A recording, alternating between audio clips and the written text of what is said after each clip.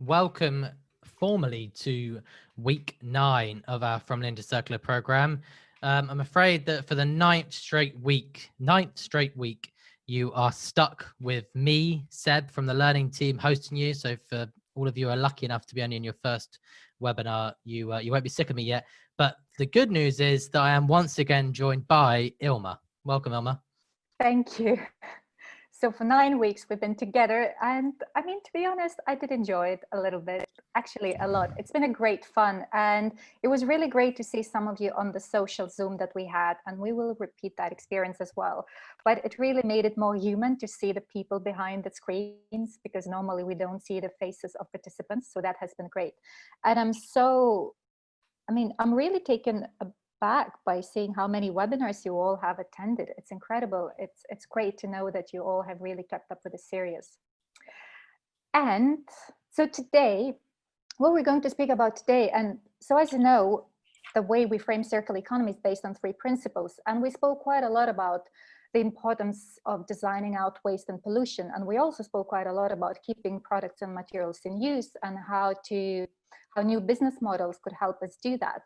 We haven't done that big of a deep dive into the 3rd principle, which is about regenerating natural systems, and particularly how we could do that in the biological cycle or in agriculture.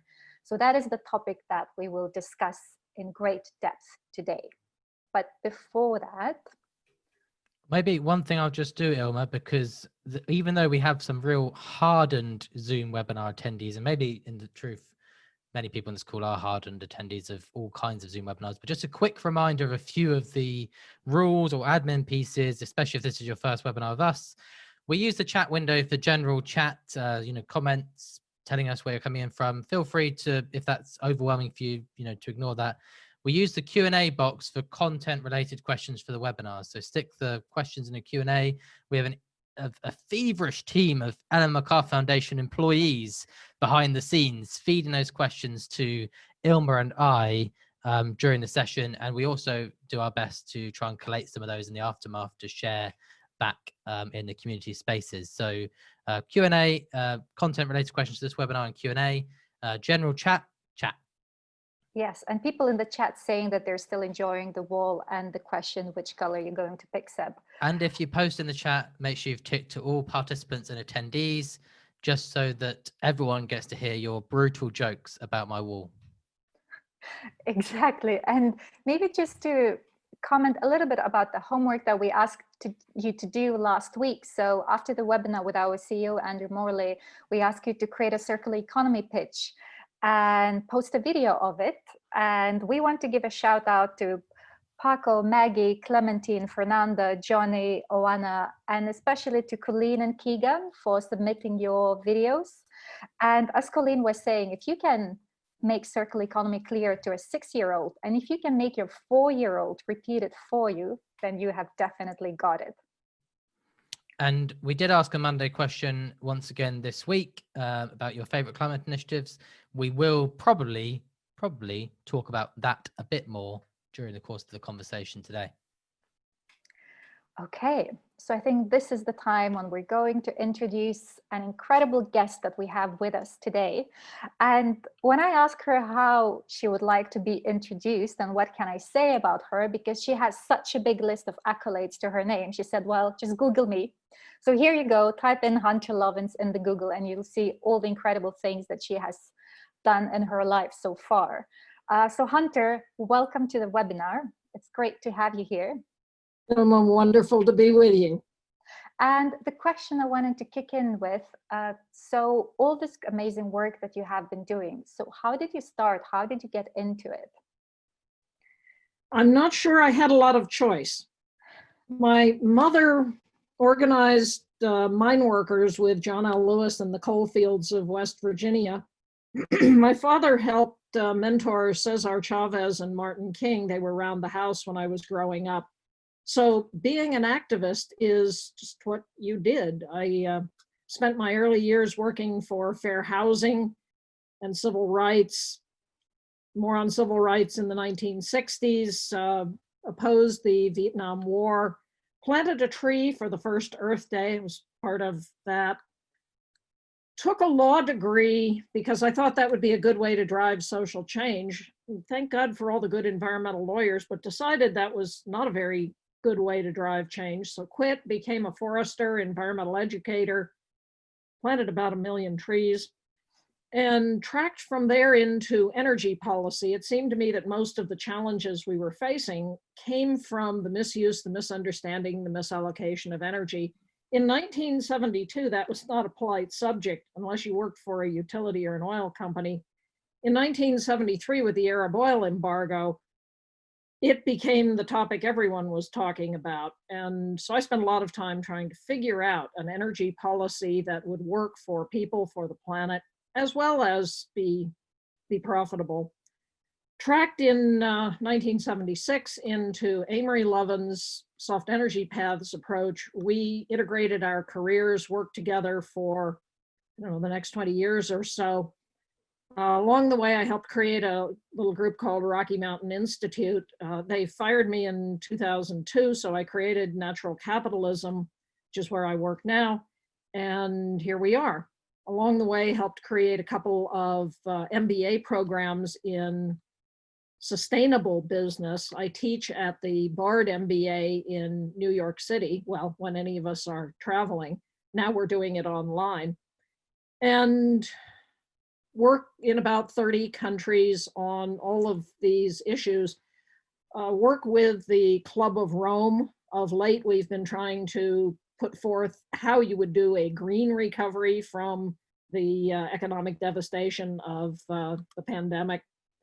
And also have recently been asked by the governor of Colorado to head up a team that is building. Well, that sounded like that was going to be really quite impactful. Actually, I think we may have lost Hunter, Ilma. Oh, Yes, and I think yeah. she's returning. Great. I think it has happened to her, so she should You know be what? back. That's the first time we've had a guest drop off in the 9 weeks and 11 webinars we've done this on. So what a great achievement that that's only just happened now. Hi, Hunter. I Indeed. guess Hi, Hunter. You're back. Um, So let's pick it up where you stopped.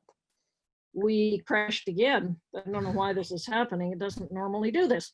Welcome back. You were just telling us about the work with the Club of Rome before you dropped off. Working with the Club of Rome on how to craft the principles of a green recovery, particularly in that case for Europe. I've also been asked to help the governor of Colorado craft a recovery for a regenerative economy here in Colorado. So been working on that. Write the odd book along the way. Latest is a thing called A Finer Future, Creating an Economy in Service to Life, which won the Nautilus Award and a few other awards, and sets forth a roadmap for how do we transform the economy that we have now to one that is regenerative, that is circular, and that, as Buckminster Fuller said, works for 100% of humanity. Well, that is an impressive background, Hunter. Thanks for sharing a little bit of your story with us. I guess actually, I mean, we're going to talk a lot about the crises that we face today. But what's very interesting about having you on this show is actually, and I was just listening to the stories you were telling there, how much for you, when you look back on that career of activism, how much have things radically changed? How much are you still fighting some of the same battles? Do you have a sense of kind of the progress, or do you feel sort of frustrated and stuck on the same things? Yes. On the call this morning with Partners for Planetary Emergency, which is a group that the Club of Rome has pulled together, 260 activist groups from, well, all over the world, primarily Europe, but all over the world. And we were arguing over, is renewable energy cheaper than fossil energy? And I was putting forth the numbers of, yes, Abu Dhabi just won what I call the Walmart Award for everyday low price, 1.3 cents per kilowatt hour for utility scale solar. That'll blow away any fossil energy option. Totally blow away any nuclear option, which is at about 20 cents a kilowatt hour. Just running a gas plant is 4 to 6 cents a kilowatt hour. And this is why for the last couple of months, the UK has been running entirely on renewable energy because it's cheaper than just running a coal plant. So when I got into this work in the 70s, I did not think I would live to see the transition. And while we're still having many of these same arguments, and globally, the world spends, you and I and the rest of taxpayers, spend $5.2 trillion every year subsidizing fossil energy to make it look cheaper than it really is. These are International Monetary Fund figures. The transition is happening. The costs of renewables and of storage have fallen to the point where fixed firm 24-hour power from renewables is now cheaper than any fossil option. And I didn't think I'd live to see it. My old boss, David Brower, founder of Friends of the Earth, died before we even began to see this transition happening. Dana Meadows, author of Limits to Growth, died before she saw any of this transition. Ray Anderson, the great business leader who first demonstrated the business case that behaving responsibly delivers greater value to shareholders than behaving rapaciously, died before he saw the transition. I assumed I would. This is the work of a lifetime, and I'm seeing it. So yeah, we're still having some of the same silly arguments, and it's happening.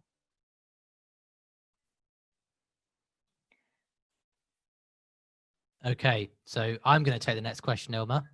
And I guess that's a really hopeful message. But I mean, actually, I'm going to just stick on that point for just one moment.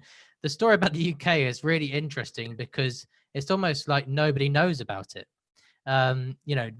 It's like this monumental shift in one of the richest countries in the world being almost entirely powered from electric on renewables. You'd think it would be the biggest news on the planet, almost even maybe a second place to COVID-19, obviously, but almost nobody knows about it, which is kind of, I guess that is the continued challenge, that one of the continued challenges that people in this sort of space face. It is. Our side sucks at telling stories. We spend all our time marshaling facts and figures and footnotes, and we're no good at getting out and telling people what's really happening. So I've tried to pivot a lot to crafting narrative, crafting better stories. And even still, people don't know this. And the information is out there. In the UK, you have Carbon Tracker, one of the best organizations on the planet following all of this stuff. And Carbon Tracker, by the way, warned, several years ago, Mark Campanelli put out a little calculation that if we keep 80% of fossil in the ground, which is what the scientists say we must do if we're going to solve the climate crisis, then that's going to strand a lot of assets. John Fullerton, who for many years worked with JP Morgan, left as managing director, said, yeah, on whose books sit those assets and how big are they? He calculated it was between 20 and 30 trillion. On the strength of that, Mark went back, put a sharp pencil on it and said, yeah, it's 25 trillion in fossil assets that are in the process now of being stranded. And in this same report, which is written by Kingsmill Bond at Carbon Tracker, they said peak fossil 2023. Now they're saying peak fossil 2020. This is the year in which we use the most amount of fossil that we ever will. And from here on out, it's a downhill slide into renewables. But this means that we've got to get a lot better at a just transition, particularly for the workers in these industries. We've got to enable them to get training to become solar installers. We're going to have to transform the entire utility industry, which for years has been based on the notion of we build big power plants and you, the ratepayers, pay us a fair rate of return, but it's guaranteed. And so lots of people put all of their retirement savings into utility stocks because it was guaranteed. if I can put solar on my ranch, which in fact I have a 5 kilowatt system, and simplify batteries in the garage, when the power goes down, I keep going, I stand alone. When the power comes back, I grid integrate, and right now I'm not home, sun's shining in Colorado, I'm selling power to the utility. If everybody does this, why do you have a utility? Now, utilities are useful beasts. It's useful to be able to shift power around the way I do, but their business model may be shot. The business model of most of the incumbent industries in the world is disappearing. If coming out of this plague, all of us realize, you know what, I don't need to go to the mall every day and buy more fast fashion junk. I don't need to buy pink fuzzy slippers from Walmart that are made in China and shipped halfway around the world. I can live a simpler life. If we start doing this, in the Western countries, 70% of our economies are based on consumption. We are going to be looking at an amazing transformation of essentially everything. My colleague, Catherine Greener, industrial engineer, says, we're going to reinvent everything. Now, in many ways, this is the most exciting time to be alive. We're going to have to figure out business models that truly deliver value to all of us. We're going to have to figure out an economy, as Kate Raworth has done, that is what she calls donut economics, where you meet the human minimums and you stay within the planetary boundaries, this sweet spot, the donut in the center, that is based on a just and regenerative economy for all. I really hope that these times are indeed the most exciting ones to be alive. And yet, for the last several months, depending where we were completely locked because of the global pandemic. And in the last couple of weeks, we have seen a lot of social protest happening against the systemic racism and systemic injustice. And in the backdrop of it all is that the climate crisis hasn't gone away. We're just talking less about it. And it could be that we have already passed many tipping points leading towards it. So do you think that there is really a way out of the situation and to create this more prosperous, thriving world for all? Yes, we know everything that we need to do to solve the climate crisis. And by the way, to bring racial justice, to solve the inequality crisis, to solve the biodiversity crisis. We just need to get about doing it.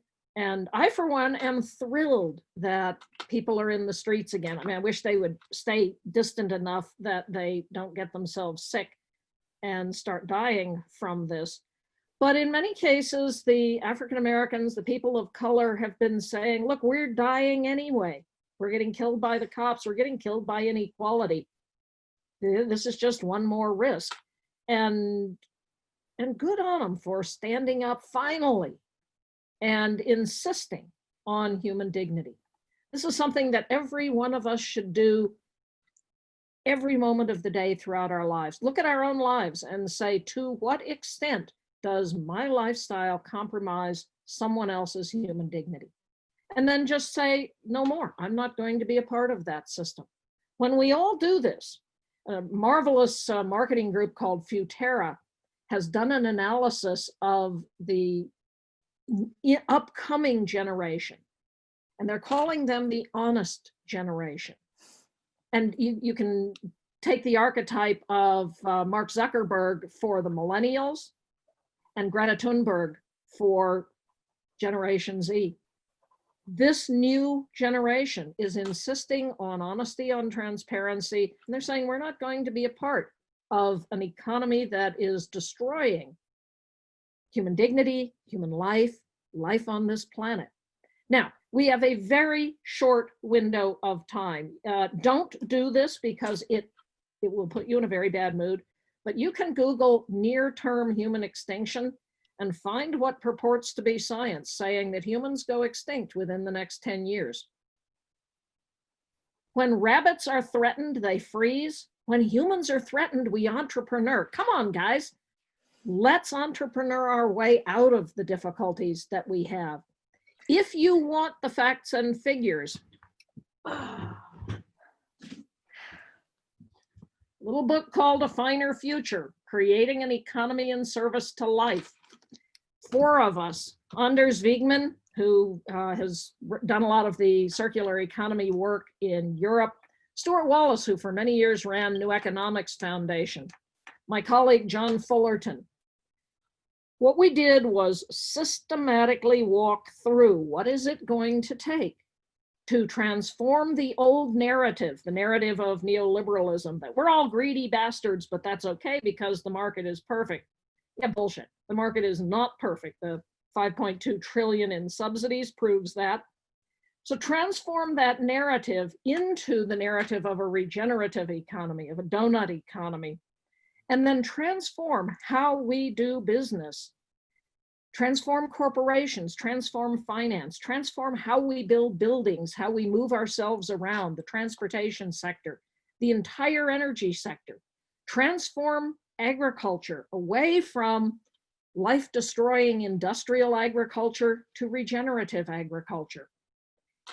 And if you want the footnotes, the book has a heck of a lot of footnotes in it. Every assertion we make is footnoted.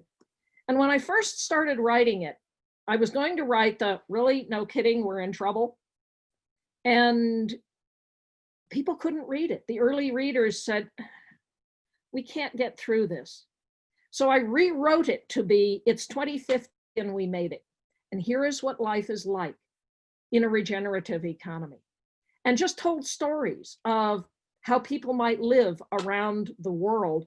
And every one of the assertions footnoted. This is happening somewhere on the planet already. And as Einstein said, whatever exists is possible.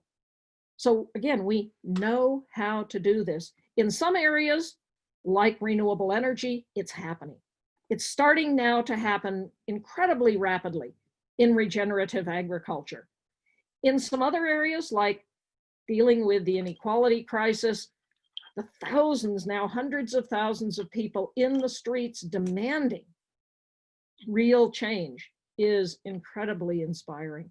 So in many ways, I would not have wished this pandemic on any of us. And hundreds of thousands have died, many more will die. That is tragic, full stop. What it does, though, is put on all of us an obligation now to rise with the answers that we have and implement the system that will work, that we know how to do. So yeah, we have, once asked Dana Meadows, is there enough time? She was the lead author on Limits to Growth, the book that said, if we continue business as usual, growing industry, growing pollution, growing population, somewhere between 2015 and 2030, the whole system will collapse. And yeah, they mentioned the threat of pandemics. And they mentioned climate change, and they mentioned the issues of inequality. So business as usual, no, we're not going to make it. Humankind won't make it. Life on Earth will make it. The Earth will be fine, but we won't make it. And to me, that would be the ultimate tragedy. So I asked Dana, I said, do we have enough time? And she said, yes, just enough, starting now. I love the optimism, and there's been so much in what you just said. And can I just say that our participants are absolutely loving it, and including the term honest generation, they completely agree with that. And you mentioned quite a few things, and that could be used as a way forward. Probably we need all of them. Well, not probably, but we definitely need to do something with all of them. And we already talked a little bit about renewable energy. But if there were 2-3 priority areas where we should focus on to begin with, what would you say these areas are? We have to solve the climate crisis. This is the existential crisis. It will wipe out life as we know it on the planet, left unchecked. And the way in which we do that is, first of all, renewable energy. Secondly, regenerative agriculture. Thirdly, the circular economy, all of the work of the Ellen MacArthur Foundation and of Ellen herself. Under's report showed that implementing a circular economy would generate vast numbers of jobs and help cut carbon emissions, greenhouse gas emissions that are threatening the climate. So those three things are truly urgent. Then we, as the thousands of people in the street are now demonstrating, we have to reverse inequality. We have to give all people on Earth a shot at a decent life, at well-being. And again, this work is going on. There are now something like 7 governments who are committing to move away from the metric of GDP, gross domestic product, to a metric of well-being. And they include countries like Scotland, Costa Rica, Iceland, Slovenia, New Zealand. This is an incredibly hopeful movement. Now, Bhutan has not committed to a well-being index, although Bhutan did commit to its gross national happiness. On the other hand, Bhutan is not, I think, the world's best example of this. You go to the capital city, kids are sniffing glue in their open sewers. It is a developing country really in need of applying these regenerative principles. And I was asked by the king in 2012 to join his international expert working group on taking Bhutan's concepts of gross national happiness and applying them. Unfortunately, the then prime minister lost the next election. He had been in conversations with China as well as India, and India said, "Yeah, we don't like that," and pulled the subsidies for cooking oil and said, "If you vote for this guy, we will call the debt and crash the Bhutanese economy." The Bhutanese voted for a Western educated economist, and you haven't heard much about gross national happiness ever since. But as I said, there are a series of countries that are taking this quite seriously. And now the trick will be taking the trillions of dollars that are being spent on the recovery and ensuring that they go in the right direction, that they go to a green recovery, a Green Deal. And the work we've been doing with Club of Rome, as a result of that work and of citizen activism, a group called Some of Us put out a citizen petition based on this. We wrote a number of articles. The EU has said the recovery its money for the recovery will be tied to the Green Deal. A quarter of it must go to climate protection. Enormous step in the right direction. And what can you guys do? Every one of you who lives in Europe, demand that the European recovery be a green recovery. Those of you who live elsewhere, same thing. Get politically active. There is nothing a politician fears more than people in the streets. Now is the time to demand that the recovery be green.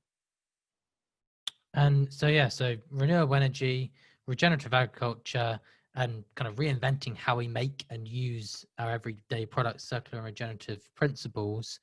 Let's unpack those just a little bit. I've seen a lot of questions in the Q&A in the chat about hydrogen, nuclear. When we talk about renewables, when you talk about renewables, Hunter, what do you specifically mean?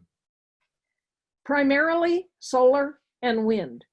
Hydrogen is not an energy source. It is if you will, a storage medium. Hydrogen has a lot of appealing features to it.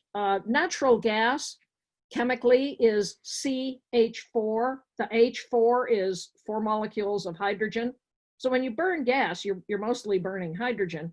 The C, though, emits carbon dioxide when you burn it and thus worsens the climate. And CH4 methane is a worse greenhouse gas than carbon dioxide. So as you pull gas out of the ground, and you have fugitive methane, you're worsening the climate significantly. So we need to move off gas. Gas is not clean. Hydrogen is clean depending on how you get it. Now, if you have a whole lot of excess solar and wind and you electrolyze water, you now have hydrogen. You put that in a container and you can use it in effect as a battery for when the sun's not shining, the wind's not blowing. So far, so good, depending on the cost of all of this. If you have solar coming on at 1.3 cents a kilowatt hour, solar plus storage plus wind at 3 cents a kilowatt hour, which was the recent bid here in Colorado, any hydrogen system has got to compete with 3 cents a kilowatt hour. Now, if you're in the far north, the north of Canada, much of Russia, the Nordic countries, hydrogen as storage might be a very attractive add-on to the solar and the wind. But primarily, I mean solar and wind. Nuclear is not clean. To run a nuclear plant, you are fissioning the uranium. Where do you get the uranium? You dig it out of the ground, typically from the north of Australia or from Navajo country in the United States. This is a very damaging form of mining. It's a very polluting form of mining. And you then have to refine it. It winds up being about as carbon intensive as gas. And the real problem with nuclear are the economics. New nukes will come on at about 20 cents a kilowatt hour. New solar, 1.3 cents a kilowatt hour. It cannot compete. The only reason we have a nuclear industry anywhere in the world is that it has been hugely subsidized and continues to be subsidized. I would rather spend my tax dollars on the best buys, which are solar and wind. Now, biomass is also a renewable, depending on how the biomass is harvested. If you're doing palm oil in Indonesia, this is not sustainable. It's not renewable. There are some forms of biomass that I think are defensible in an economic sense, in a sustainability sense, but they're a very small bit, and we don't need them. One of the things biomass can give us is liquid fuels. Right now, our vehicle fleet runs on liquid fuels, oil. How are we going to run a vehicle fleet? I prefer to do it electrically. I drive a Nissan Leaf. My Leaf is charged from the solar panel in the front paddock of the ranch and stored in my batteries.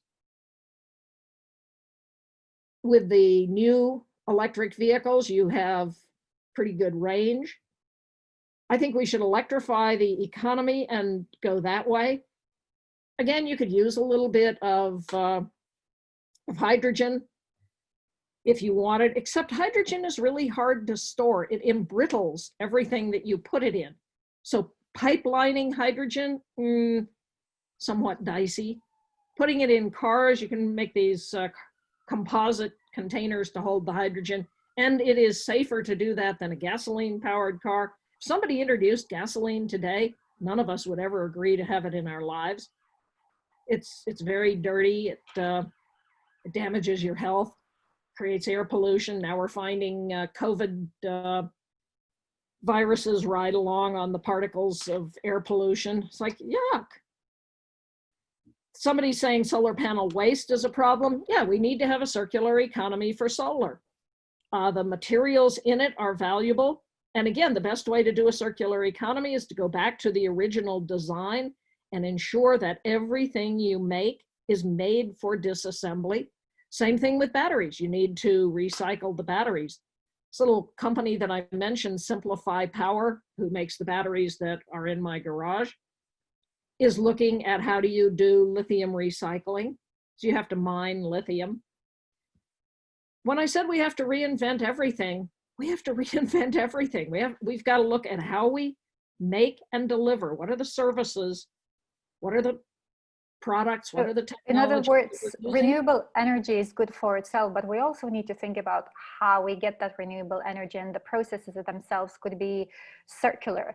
And so renewable energy, so the way to go, solar, wind, and hydrogen. Let's move to another area that you mentioned, regenerative agriculture. And we, as I said earlier, we haven't really had a deep dive into this topic. So why does it matter and how do you define it?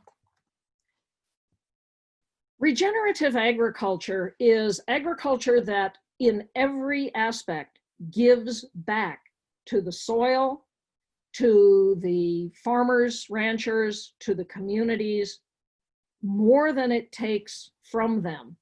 It is an agriculture that runs on the sun.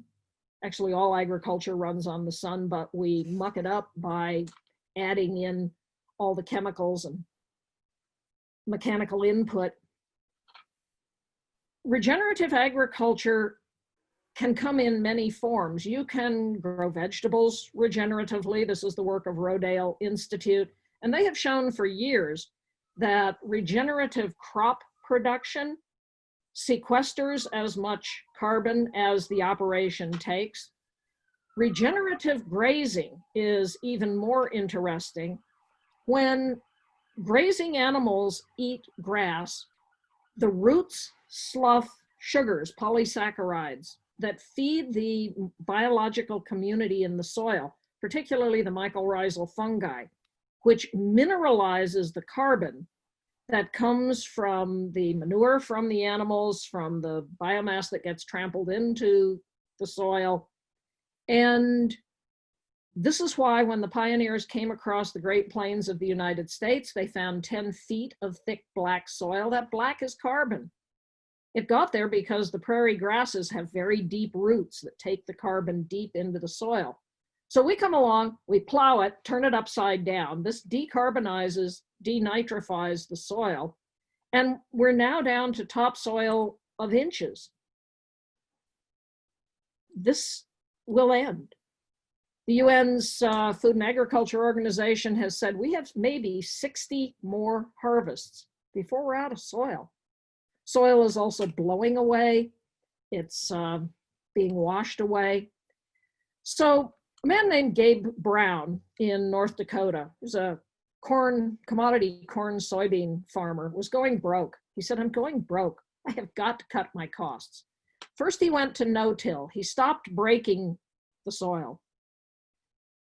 Then he planted cover crops, deep-rooted crops. But then he had a ground cover. So he turned cows out to eat the cover crops. Now he didn't have to pay for hay for his cattle. Some of the cover crops gave a crop that he could sell. He had completely eliminated his need for fertilizer, for chemical inputs, herbicides, pesticides. His costs had gone way down. He's now profitable. And what he noted was he started this in the 90s. Within about a decade, he had gone from a little under 2% soil organic matter to over 11% soil organic matter. Every 1% soil organic matter is about 5 tons of carbon per acre. He is increasing carbon in the soil year on year, and he's doing it profitably. This is the work of a man named Alan Savory, group called Savory Institute. And you can Google Savory Institute evidence and get a whole slew of peer-reviewed papers showing that grazing animals, in the way in which grazing animals have co-evolved with grasslands over the millennium, keeping them dense packed. In pre-industrial times, it was predators. If you're a bison and there's a wolf and it's about to eat you, the safe place to be is in the middle of the herd. So the herds eat everything in front of them, they fertilize everything under them, they trample it, and they leave behind them grass that is now regrowing. Recent science shows that where the bison herds are roaming in Yellowstone National Park in the United States, they extend spring. The grass keeps regrowing where the bison have come through. And they're putting carbon in the soil. We now know managed grazing, correct? It's called managed grazing, AMP grazing. Holistic grazing is Savory's term for it. And is this one Yeah, of the somebody cited the Sierra Club article. That is just plain bullshit. It is very badly written. Whoever wrote it is clearly a vegetarian and just had it in for Alan. And there are reams of rebuttals to that article. You can also do this through compost. A man named Dr. David Johnson at New Mexico State University is taking dairy manure, mixing it with green waste, composting it aerobically, and he gets this almost dust that is a fungal inoculant. You spread the dust very finely on land. He's getting uptake of 15 tons of carbon per acre per year. If we could increase soil carbon on the world's grasslands by 1 ton per acre per year, we would, over 30 years' time, get back to an atmospheric carbon concentration of 280 parts per million. That's the pre-industrial carbon concentration. We will have rolled climate change backward. Now, to do this on all the world's grasslands is a big if, but remember, it's profitable. So this is the sort of thing that more and more farmers and ranchers are getting into doing because it's better business for them to be in. And this is where our agricultural subsidies ought to be going. We subsidize industrial agriculture now to the tune of $1 million a minute globally. That's daft. If we're going to subsidize, let's put that money to where it will be doing some real good. It feels like we could do probably a whole 3 or 4 hour deep dive on all the different kinds of regenerative agriculture. I know we've talked about cover crops, we've talked about different ways of growing. I want to stick on the kind of grazing one for a minute because maybe it's one that might surprise a few of our audience members. There's a number of books about, or number of papers, articles, books that argue that kind of vegetarianism or a move away from eating meat is kind of one of the best things you can do to mitigate against climate change. And in many ways, the Alan Savory case that you cite is actually arguing the exact opposite. I've seen a question from the audience about the fact that cattle grazing emits methane, for example. How does this kind of work or end up actually being a plus for the environment? Cattle do emit methane, although if you run the numbers, how many billions of grazing animals were there before humans came along and we didn't have a global warming problem? The problem of climate change comes from emitting fossil carbon, coal, oil, gas. It's not from the cows. But the real answer is it's not the cow, it's the how. Industrial agriculture, calves are born on grass, and in the grass there is what's called methanotropic bacteria. So yeah, the cows burp, they have their heads down, they burp into the grass, the methanotropic bacteria eat most of the methane, and leave the calf there to grow up to be a cow, slaughter it there and eat it, you have a truly regenerative system. Take the cow and put it on a truck and ship it to a feedlot and feed it corn and soybeans, which cows were never designed to eat. In the feedlot, there is no methanotropic bacteria. You're making the cows sick, feeding them stuff they're not supposed to eat. They're emitting more methane. This is not a sustainable system.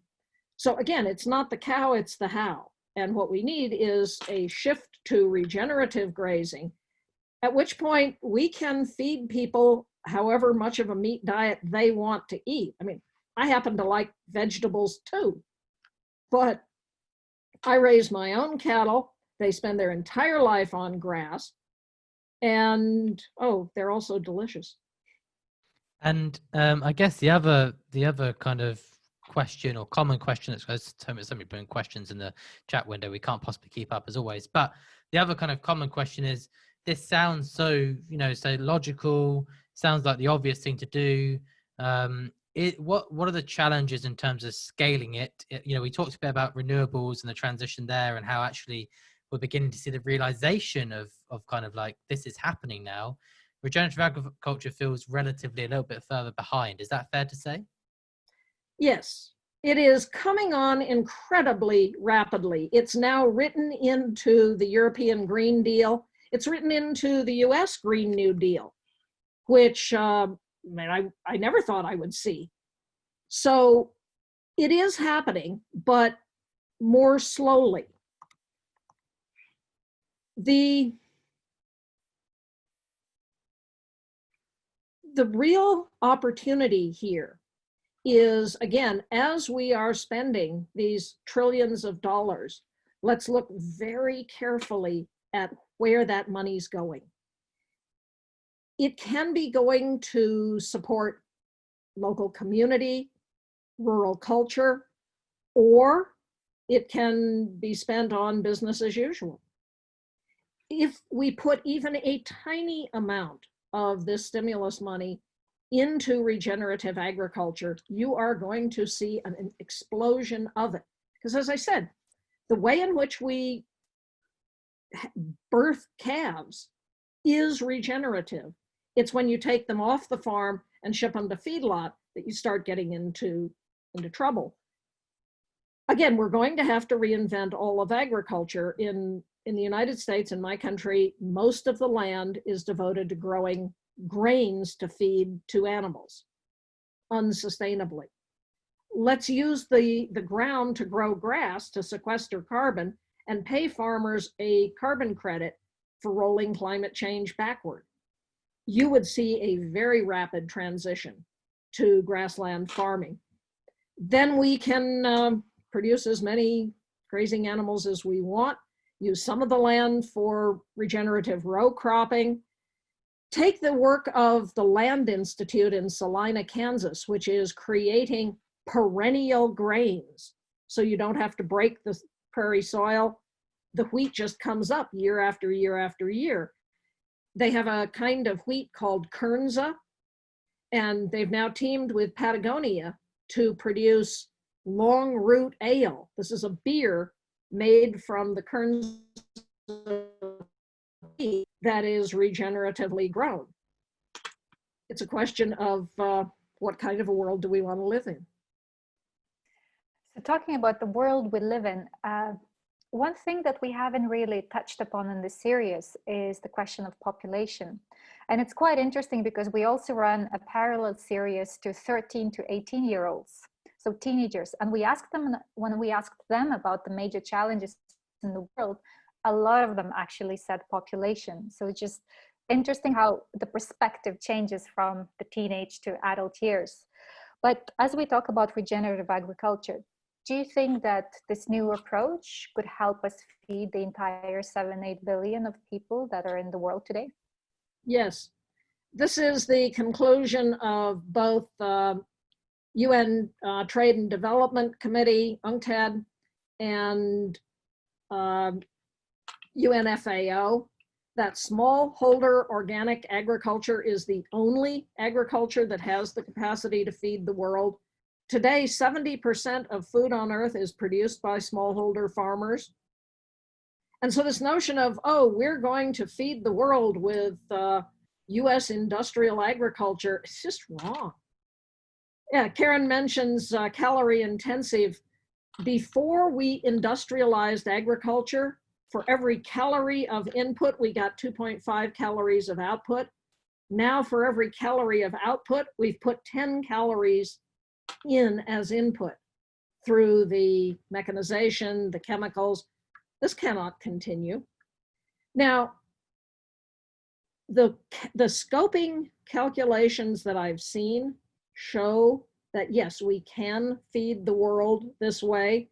But again, we need to enable smallholder farmers the world around to have the best information on how to do this regeneratively and to have the market support.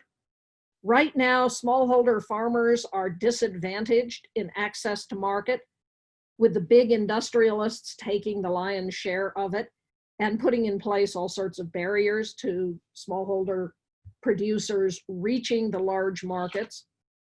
we're going to need to transform all of that. I mentioned we spend $1 million a minute on agricultural subsidies. All of those go to the big industrial farmers. So shifting that money. Colin mentioned Project Drawdown. On the original calculation of Project Drawdown, they had regenerative agriculture as the #1 most important thing to do. And then Paul Hawkins' vegivore friends beat him up over that. So they put it to number 11, i.e. safely out of the top 10. And I've had this fight with the Drawdown people. They've cooked their books and they shouldn't. So to me, the #1 most important thing you can do for climate protection is regenerative agriculture. We've got to start taking the carbon out of the atmosphere and putting it where it belongs, which is back in the soil. Couple that with renewable energy, we have a profitable route to solving the climate crisis within the next 10 years. Again, all of this is happening somewhere on the planet today. As you started talking a bit there about smallholder farmers around the world, it kind of actually brings in the notion that obviously this is a topic that isn't just relevant to Europe and North America. And we've had a few questions in about that. I'm looking at one now from Camilla. How does this play out differently in places that, I don't really like using the word developing, but places that like Latin America in Camilla's example, or Africa, Asia, how contextually, how important is the context? Everything is context specific. Every piece of ground is different. The chemistry of every piece of ground is different. The surrounding ecology is different. So all of these generic answers I've been given have to be applied in the specific situations. And one of the things Alan Savory says is assume you're wrong and test for that, because then you'll catch where things are going awry early. Most of us assume we're right and try to defend that. And so as farmers, ranchers start experimenting with this stuff, they're going to have to modify it for their piece of ground. Google Seth, S-E-T-H, Itzkan, I-T-Z-K-A-N, Zambia, pigs, and you'll get a marvelous example of how this is being done in Zambia with a little mobile pig cage that you pick up and you walk along with the pigs walking along in it. Set it down, the pigs eat the grass, root around for the bugs, pick it up, move it. They're getting 5 tons of carbon per year uptake in the soil just using pigs. And on population, we know how to solve the population crisis. A scientist, Dr. Malcolm Potts, University of California, Berkeley School of Public Health, if you do 5 things, population goes to 0 population growth or negative population growth. You feed people, so you end hunger. You reform land tenure so that people own the piece of ground they're sitting on. You educate people, particularly women. You provide information about and access to contraception. Wherever this has been done, in Catholic countries, in Muslim countries, it doesn't matter the religion, it doesn't matter the culture, everywhere that you do this, and sometimes only 3 of these. So you feed people, information, contraception, population goes to ZPG and stays there. We can have a population of any size that we want. We can do this humanely. Dr. Ashok Khosla in India runs a group called Development Alternatives, employs women doing various green projects. When they're employed, they put off having children until they're in their late 20s. So this eliminates what? 5, 10 issuances of children. When they have kids, they're now economically able to take care of them. The kids get educated. He's showing that you can dramatically increase prosperity in a country and deal with the population problem just by ensuring that women have jobs. It's been really incredible to hear, and I'm sure that many participants, including us, would love to, have another hour just chatting with you. But I'm afraid we're approaching the very end of the webinar, so there's time just for one more question. And the question that I would like to ask, and we're going back into the larger territory of the circular economy. So as I was saying, the way we define it is 3 principles: designing out waste and pollution, keeping products and materials in use, and then regenerating natural systems.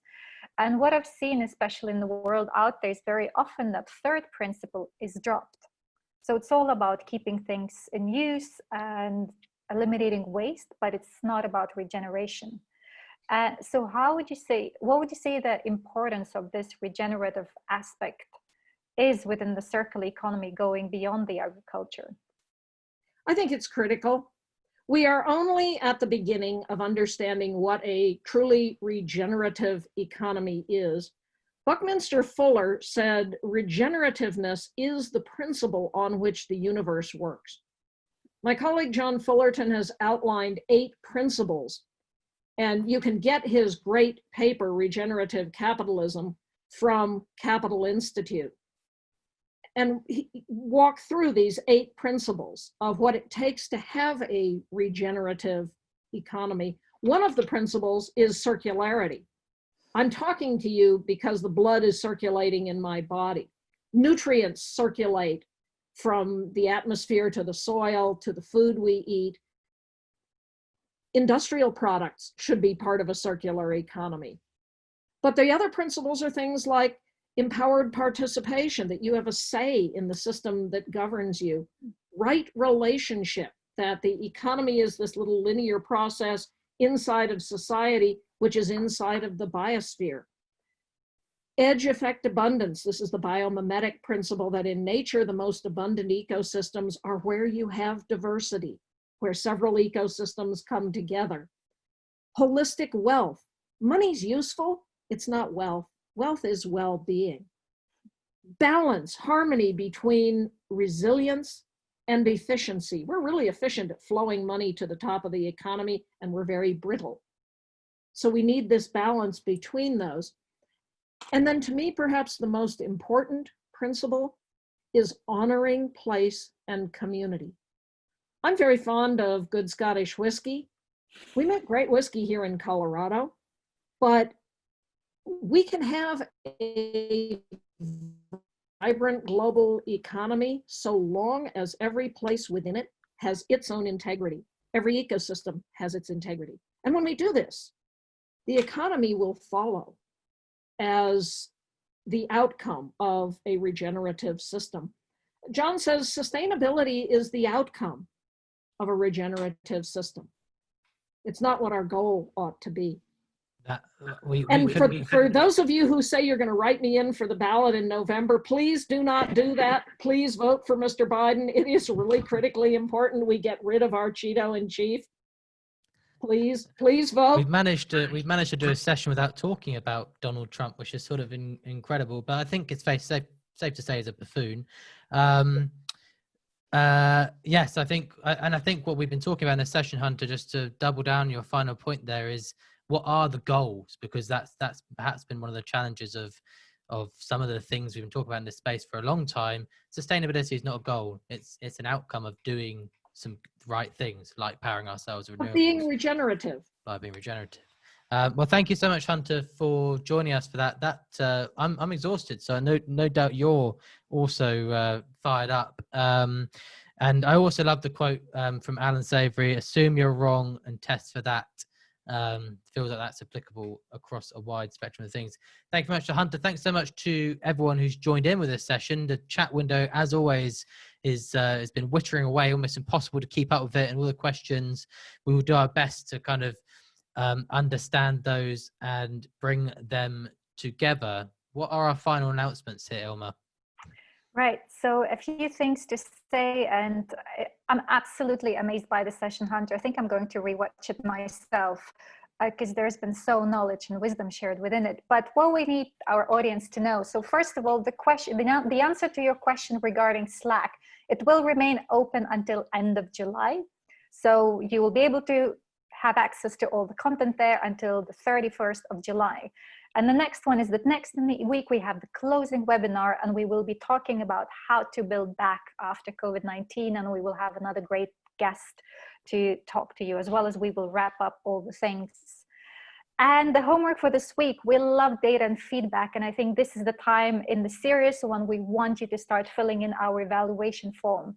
If you want to do it very quickly, it's fine. You can get it done in 2 minutes. But if you want to give your proper feedback, it may take a bit longer, but it's up to you. And please do that.